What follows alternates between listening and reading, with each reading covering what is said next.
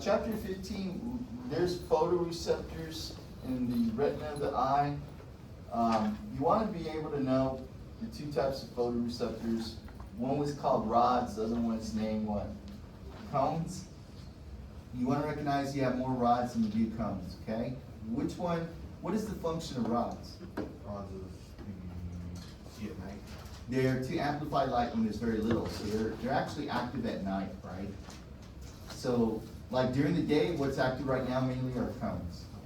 But then when it's dark, your rod's coming back from being overstimulated. Their job is to amplify light when there's very little.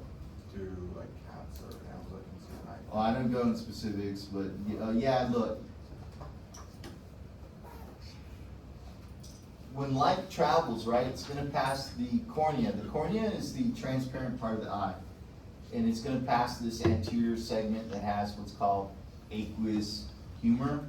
Then it's going to go through the opening called the pupil, hits the lens, and the lens job is to focus light where there's nothing but cones called the fovea centralis. So overall, in the retina, all this yellow area, you have more rods. But when you get to this little circular area called the macula lutea, you actually have more cones there. And then in the middle of the macula lutea, like the bullseye of a dartboard, it's called fovea centralis, you have nothing but cones. Okay? So first you need to know function of rods versus cones. You have more what? Rods. Okay? What part of the eye here's job is to do what's called accommodation? The lens. What is accommodation? It's focusing more light. Accommodation is the ability to focus on objects either near or far, and that's the job of the structure called your lens. Okay? If you have an inability to focus on objects near or far, you're going to have some form of what's called astigmatism. What can cause astigmatism is you're either born with an irregular shaped eye, or maybe an irregular shaped lens. Where's the picture in this one? Yeah, my eyes are already going kaput. So here, if you have born with an irregular shaped eye, you can have some form of astigmatism. But as you get older, you're going to have some form of it regardless, because you're going to have not the best ability to focus on objects near or far as you get older. Why? Because with age. The wear and tear on the eye lens? Well, yeah, but now I got to look for the... Like cataracts? No. Like it adds on too many layers. Yeah, if you look at the lens, it comes in layers. So as you get older, you start adding more layers, and that makes the ability to do accommodation start to decline. Okay? So, know the job of the lens is to do accommodation, which means focus on objects near or far. And where is it trying to focus light to? Where in the retina? The nerve? No. We said only where there's what? Cones. In an area called the fovea centralis. Cones are not just to interpret color, they're also to give visual sharpness. Okay?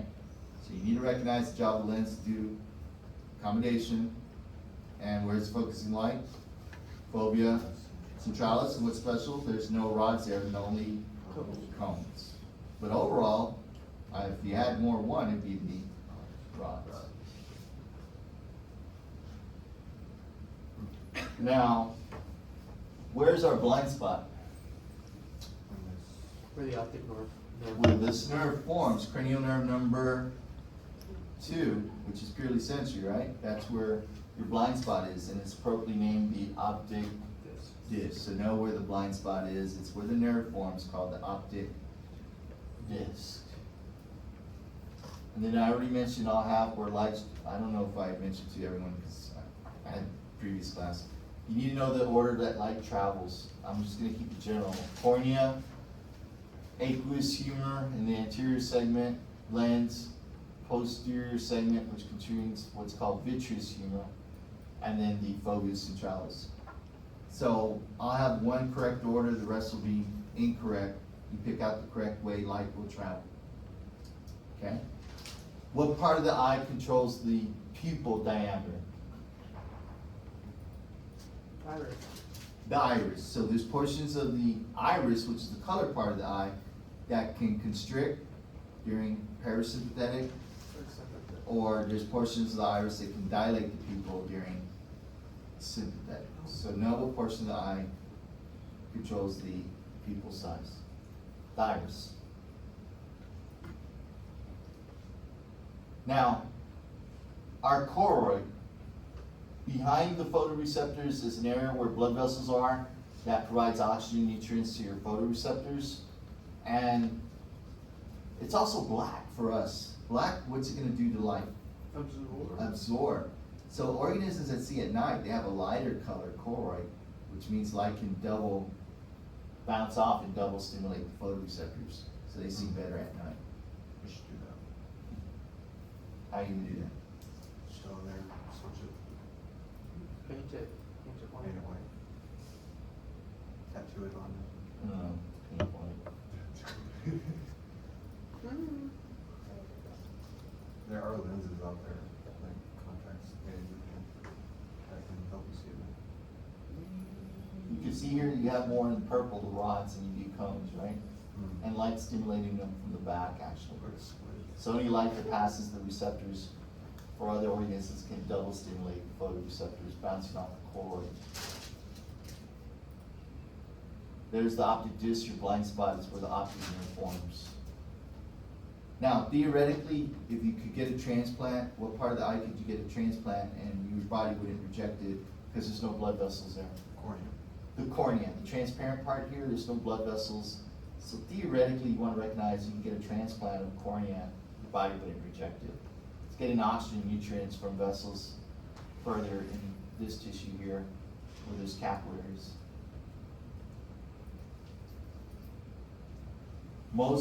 A lot of energy, not all energies, will travel in wavelengths, okay? Now, white light. Well, let me just go with the rainbow. After a rainy day, there's moisture in the atmosphere, and it's like, you'll see the rainbow, right? It separates out white light to different wavelengths. How do we interpret color? You need to recognize. Based on what our eye view So I always use the recycle bin here. So recycle bin's green. Why are we seeing it as green? It refracts. It refracts green. So that material is bending back, refracting which wavelength? Green. Where did the other wavelengths go? It's absorbed. Something looks blue, which wavelength's being bent back to you? Blue. The others are being absorbed. The only exception is white and black. For something white, all the wavelengths are being bent back to you. You interpret it as white. If something's black, the material is doing what? Absorbing all the wavelengths of color. So you want to recognize that when we interpret color, that most often the particular wavelength being bent back to you is the color that you perceive, that you'll see. Okay? Now, wavelengths, some are damaging to us. X-rays, UV rays, overexposure. Whereas supposedly like radio waves, they're not damaging. Why are some wavelengths damaging? What makes them damaging versus other wavelengths? Stronger. What is frequency? So wavelengths that are damaging would have higher or lower frequency? higher frequency. So it would occur more often per time, right? So which wavelength here has a higher frequency? The red one. The red. So wavelengths that are damaged to us typically have high frequencies. So that's what you want to recognize. Energy, where they have high frequencies, damage our cell's nucleus. So it's just going through our body. Pretty much causing damage. I died. Now when it comes to Gamma rays. taste, you've got taste buds, which is an organ. You want to recognize this. Gustatory is another word for taste. What are the subcategories of taste? Do y'all remember? Sweet, salty, sour, bitter, and your mama, or what, umami? Umami, the one that Japanese discovered for like mushroom or protein sensation, right? Okay, so know the submodalities of taste. Now, what plays in lab that you saw a great role in distinguishing certain flavors for you to be able to perceive, different sweet substances, sour substances. So, Smell, cranial nerve number And one. 1, olfactory, right? What activates these receptors? Not light, chemicals. So gases are chemicals, or the food are chemicals that will activate receptors for smell and for taste. Recognize that the cells for smell, is it bipolar, unipolar, or multipolar in yellow? How many processes does it look coming off the cell body? 2. Bipolar. It has cilia, not necessarily to move mucus, but to extend out its surface area, so it's more sensitive to be activated by chemicals. And then support cells, what do they make to help trap the chemicals? Mucus. You need to recognize they make mucus. Okay. I forgot to mention, for color blindness, most often we'll see color blindness in which people? Males or females? Males. Why males? The X chromosomes only have one on You have, how many chromosomes do you have total? 40, Oh, 43. 46. 23 from mom, 23 from dad. So, one chromosome, here's another one. If you ever see like an X, that means one's an original, the other is its sister. copy. So let's say this is a X chromosomes, okay?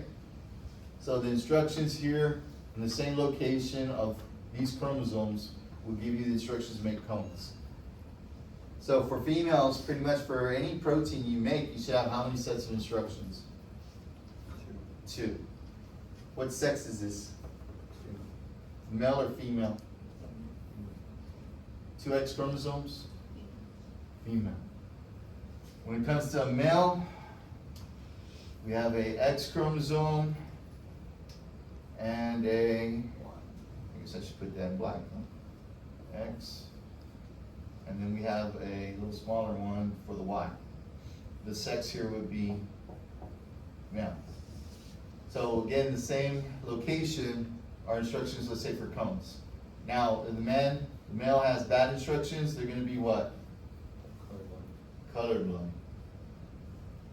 What does the Y do? The Y instructions for masculinizing the male's body. I don't go into specifics. But there's only 78 genes.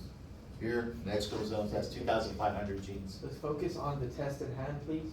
The X chromosome has 2,500 instructions to make 2,500 proteins. So most sex-linked disorders are due to bad instructions on the X chromosome, and they're more often seen in what sex? Males. Male. Why? Because we only have one X chromosome. Now, if a female has bad instructions here, would she be colorblind for that? No. No, because she has a backup, another set of instructions. But can a female be colorblind? Yeah, what's that? Yes. If you get 2 X chromosomes with bad instructions for cones, then yes, but not very likely that a female would be colorblind. So for colorblindness, you want to recognize that it's most often seen in males, right? Because we only have one X chromosome. Who passes the disorder on to the male? Mom or dad? Dad. Well, dad, because dad gave what chromosome to the male? The Y came from dad, and then who gave the X chromosome to the male that's affected? Mom. Had dad given an X chromosome, then the sex would have been female. Okay? Yeah, it's mom's fault there. Now, does that mean that? Well, who gets to determine the sex though? The dad. He can either give a X or a Y into the sperm. So then, does that mean that mom's dad is also colorblind? Or- Mom's what? Her that dad? That mom's, yeah. Her dad would be colorblind.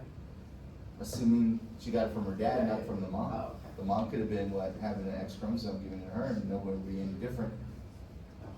But, yeah, technically, yeah, if the dad is colorblind and gave the X chromosome to mom, she would have been, what, carrier, more than likely. Carrier means you only got one bad set of instructions. All right, so you want to recognize colorblindness most often seen in males. because of the instructions on the X chromosome. Now, what was the organ called for, where do we have the receptors to interpret what we're hearing? What was the organ called? Cochlea. It's called the cochlea. So in this round structure, it looks like the shell of a snail. You've got receptors in there to interpret what you're hearing. The concha. Concha. And then, where are the receptors for what's called static equilibrium? In other words, you get the sensations you're going up, down, or side to side. It's called the vestibule. So right here, this is the vestibule. It gives you a sensation going up, down, side to side. That's called static equilibrium. Whereas the receptors in these little round structures called semicircular canals, they give you a sensation of where your head is as you're rotating it. And that's called dynamic equilibrium. So for hearing, the organ that has the receptors is called the cochlea. And then the vestibule gives you for balance, but what type of balance is called Static. static equilibrium. And then the semi-circular canals, they have the receptors for what's called dynamic equilibrium, basically telling your brain where your head is as you're rotating it in an angular movement.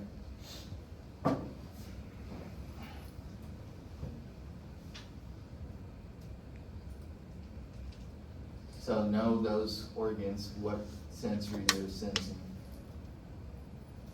Did I ask you already know what astigmatism is? I know I did it earlier, but You mentioned it, but astigmatism means the inability to focus on objects near or far, either because your eye is irregular shaped or the cornea, or you're just getting older, you're adding more layers to your lens.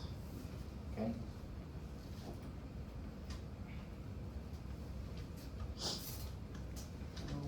Now, cranial nerve 8 was once thought to be only sensory, which means you only send hearing and balance to the brain, but there is a little bit of motor. Does anyone want to take a stab at what motor could possibly be going there? You see these little muscles here? So if you're in a loud environment, overexposure to loud sounds can cause damage to the receptors for hearing.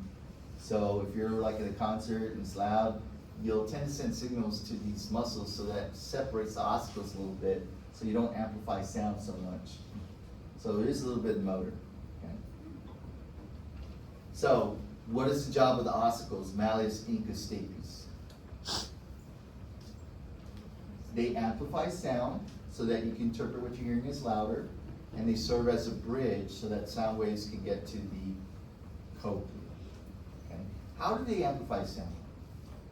Well, I gave a scenario earlier, like put on some tennis racket looking snow boots versus high heels. Which one's going to disperse your weight? tennis shoes. I didn't give you tennis shoes, I gave you a Tennis racket. tennis racket, right? Snow boots. They'll disperse your weight so you don't sink down in the snow. Now, if you go wear high heels in snow, your weight's going to be amplified at the heel, right? So when you can focus something at a fine point, you amplify it. You'll sense it as being higher. So look here. Look at incus here. Doesn't that look like a heel of a high heel shoes? So it's amplifying sound, so you can interpret it as being louder. Now, true or false, the job of the ossicles is to only convey sound to the cochlea. False. False. It also does what? Amplifies Amplifies sound waves. Okay. What is the job of this auditory tube, also known as pharyngotympanic tube? This tube connects to the back of the oral cavity. What did we say its function was? To equalize the pressure to what's outside the body. So if there's a difference, you're not going to hear sound as well. You'll have what's called conductive deafness.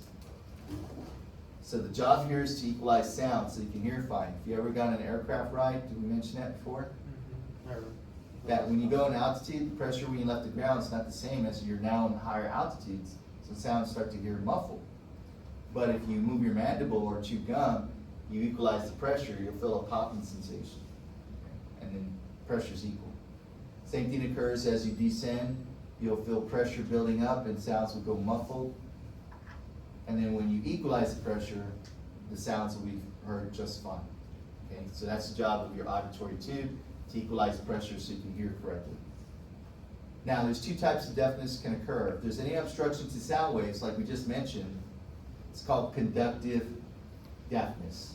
So think of maybe like too much earwax, or there's pressure differences in the ear canal. But if you damage the nerve, well then that's neural or nerve deafness, okay? So which deafness is obstructing sound waves, conductive or neural? Conductive. Which one is the damage to the nerve? Sensory, or neural deafness. Okay, almost got me, yeah. Is it gonna say neural or sensory? It'll say neural or conductive deafness. Alright, that was just me going off memory now. Let me see here. Main function of rods, Focus to the night. amplify light, so they're working more in the lighter day, or night. Night. Night, lighter days, same thing, right? What part of the eye controls the pupil? Iris. Iris. Which organ has receptors to interpret what you're hearing? Hmm? Which organ has receptors for hearing? The ear. It's in the ear. What was the organ called? It's the No, that was to convey the The sound waves. cochlea. The cochlea. cochlea. Which organ in the ear canal has for interpreting static equilibrium? Vestibular. Vestibule, which means going up, down, side to side. For dynamic equilibrium, The tubes. the semicircular Canals. canals. Now, sometimes you'll put it, what's called an eustachian tube in the tympanic membrane to drain fluid out. Because usually typically inflammation can occur there, because if you're young, your auditory tube's not very long, you have bacteria from the oral cavity make its way up, causing inflammation. So sometimes they'll put a little tube in your tympanic membrane to drain it, and as you grow and get older, it pops out. Support cells for smell make what? Mucus. Mucus, yes. What part of the eye could get a transplant you wouldn't recognize because they don't have blood vessels? The cornea. Cornea. Alright. Where's the blind spot of the eye? Where the optic nerve. Where the optic nerve forms, called optic disc. What activates receptors for smell, taste? Chemicals. Chemicals. Yes. The ones for smell, the receptors were bipolar, unipolar, or multipolar? Bipolar. When we see color of an object, most often the object is bending back that particular wavelength to you. Can light bend? Yes. Yeah, we saw the straw in the water, right? Yep. So we know the straw is not physically bent, but when light hits a different medium from air to water, it's bent back at a different angle once it hits the water, so the straw appears bent. What is the area of the eye that has only cones to do accommodation? Centralis. Something for. Something centralis? Yeah. Market central, what? Fovea centralis. It's called the fovea centralis, and there's nothing but cones there. And what part of the eye focuses light there? The lens, alright? Alright, what do we mean by sensory adaptation? Like if you came in the room and you smell an odor, and then after a while it dissipates. You desensitize. The receptors becoming what? Desensitized. Desensitized. So recognize what sensory adaptation means. Most receptors can become desensitized over time to what activates it. Which receptors do not or should not? Pain. Pain. You can build a threshold, but they shouldn't adapt. I give in recognition to what I'm sensing. What is that called? Perception. Okay. Where's the cortex to interpret what you're seeing? Which lobe? Occipital. Occipital. Where's the cortex to interpret hearing and balance? Temporal. Temporal. What is referred pain again? If you came in late. Oh, it's when it's coming from the deep, but you feel it superficially. Oh yeah, that's chapter 14. It's pain going on deep, but you're feeling it more superficial. Like you say a heart attack, you feel on the left side of the chest, left part of the arm. The ability to focus on objects near and far was called accommodation. If you have an inability, either due to age, regular shaped eye, lens, whatnot, it's called astigmatism. Okay. Higher frequency energies are Dangerous. dangerous to our cells. You know the function of the ossicles, I said? They are just to convey sound to the cochlea? No. No, they also amplify sound. The retina has more rods or cones? Rods. Rods, only when you get to that area where it's a circular structure, called macula lutea, you have more cones, and then in the middle, called fovea centralis, you only have cones. But overall, there's more rods. Sweat, I already said, sweat glands are communicated by sympathetic or parasympathetic? Sympathetic. Body temperature regulation, sympathetic. Color blindness is most often seen in what sex? Males. Males. Passed on by mom or dad? Dad. Mom. The Oh, instructions yeah, are yeah, on yeah, the yeah. X Yeah. chromosomes. It's still up here now. Okay, that's it. I want to take a break before we come back to lab. On lab, I'll go over chapter 15 more thorough. Okay? Bring your review. If you see anything I didn't